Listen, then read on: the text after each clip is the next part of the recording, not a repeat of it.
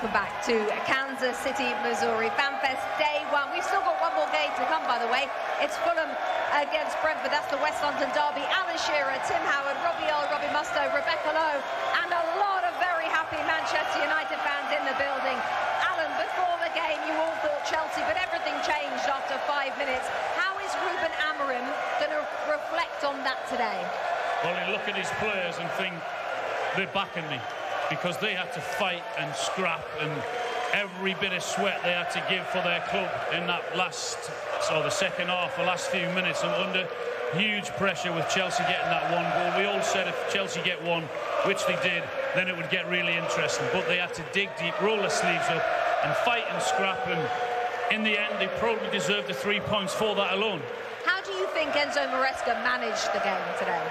Yeah, I was surprised at the substitutions, as I said. With regard to Palmer, he may have had an injury, so I get that one. But certainly with Neto's pace, I think they could have used him, particularly when they then go 10v10.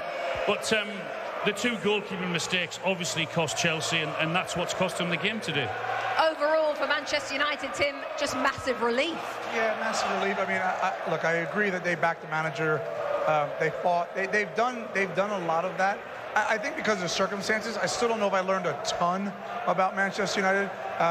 You know, if they had to go toe-to-toe with Chelsea with 11 men, I'm not sure that game is the same, and I think we'd still be sitting here with these questions. But ultimately, look, when you're under pressure, you got to get a result, come hook or crook, so that's important. That's interesting. Hard to learn too much about Manchester United. Would you agree, Rob? To a certain degree. I thought they started the game really, really well, really positive, considering how much sort of negativity was going round. You know, they benefited from a poor goalkeeping decision.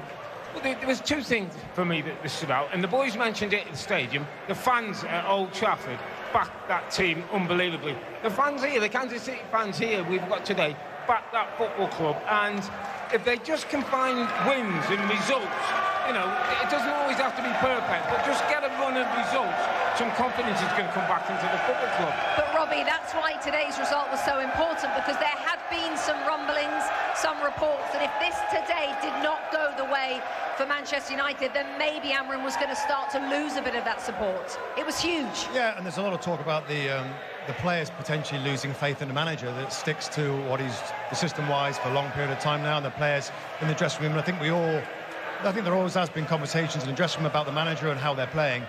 But the result came today, and they deserved it. I agree with Alan. I think they were the better side. I think their approach was better.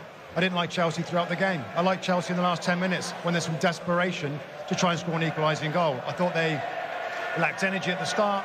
The goalkeeper made a mistake in 5 minutes, and they never really looked comfortable with what the manager tried to change to play with 10 men. It wasn't a great look for Chelsea, even with 10 men. Yeah, just finally, Alan, who are Chelsea? It's hard to describe them.